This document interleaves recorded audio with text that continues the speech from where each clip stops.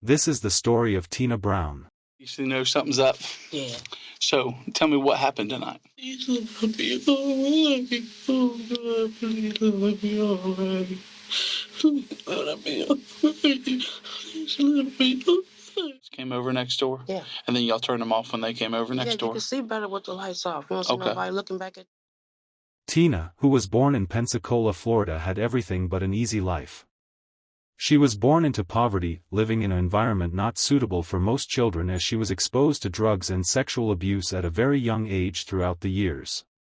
She didn't have much guidance or parental control, so eventually she had to fend for herself in order to survive. Because there were not many role models in her life growing up, she didn't have the best decision-making.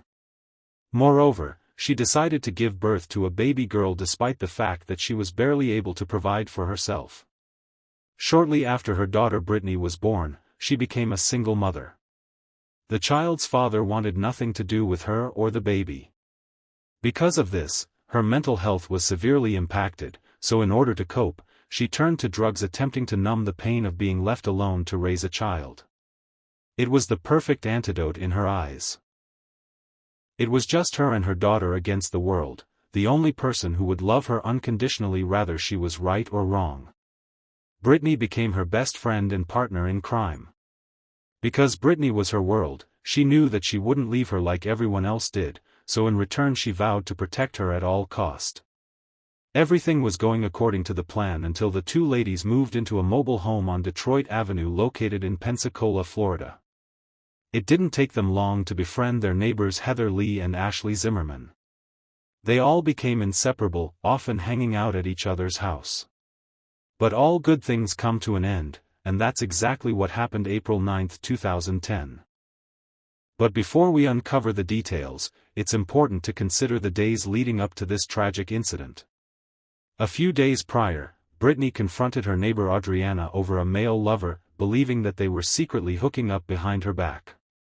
As things escalated, the ladies began to fight briefly before Adriana used her taser in self-defense to get her to stop. Brittany stormed off, crying and screaming as she approached her front door. She immediately began to tell her mom about Adriana using her taser during the altercation. Tina couldn't believe her ears. She was furious. Something needed to be done, she thought. After consoling Brittany the best way that she could, it was time to visit Heather to figure out how the ladies would handle the situation at hand.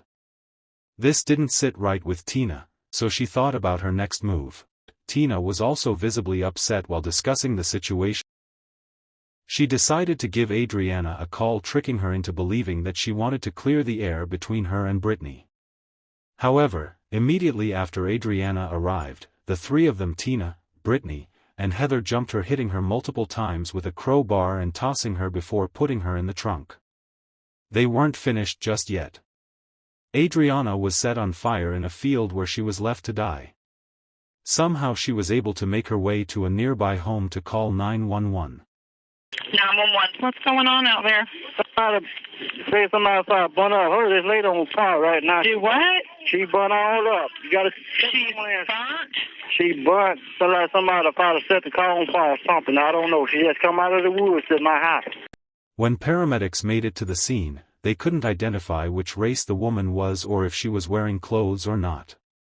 It was later reported that over 60% of her body was burned. The medical team did everything that they possibly could, but Adriana succumbed to her injury 16 days after the attack. She was kind of moaning. She was just in a sitting position, and the way she was looking was it hurt to move anywhere, so she was kind of in whatever position she was the most comfortable. It was in a sitting with her arms stuck straight out. She was moaning, and it was hard to understand her due to her jaw. Her jaw was very deformed and stuck out. So she kept, mumbling, help me. And I told her, I'll try to help you. You just got to stay there and try not to move for me. Luckily, during her time being hospitalized, she was able to tell the authorities what really happened and who was responsible. One of the most chilling parts to this story is when Adriana explained that the people who were responsible for her injuries were her friends. How could they be so cold?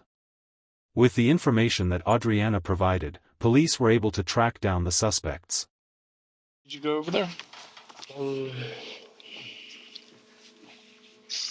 Probably just started getting dark. Said she was gonna cook, so I went down there and she was cooking fish and French fries, and then we just started watching movies. You don't worry about Audra. And we're going to get to the bottom of it one way or another. Okay? You kind of lackadaisical about it. Anything to her. Okay? Promise to God. And you were home all night. Was at Heather's house. Okay. You were at Heather's all night. Never left there. And I'm gonna tell you like it is.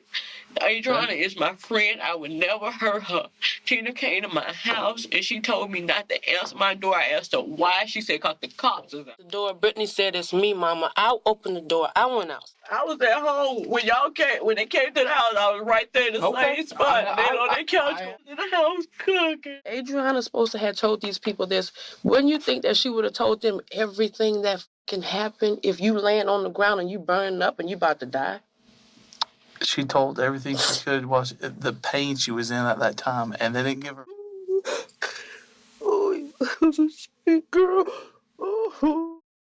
It didn't take investigators long to realize Tina and Heather weren't telling the entire truth about what really happened. They tried hard to manipulate and lie to detectives, but the detectives weren't buying it. They could see right through the fake tears. Luckily, the truth was inevitably revealed during the entire investigation process. However, they were pushing for a confession. Surprisingly, the ladies continued to lie even though evidence placed them all at the crime scene. Tina's hair extensions were found along with Brittany's abandoned shoes. It was clear that this was a homicide. When detectives finished their questioning, the three ladies were arrested and charged for the murder of Ashley Zimmerman. Brittany Miller and Heather Lee both received life sentences while the mastermind, Tina Brown, was sentenced to death.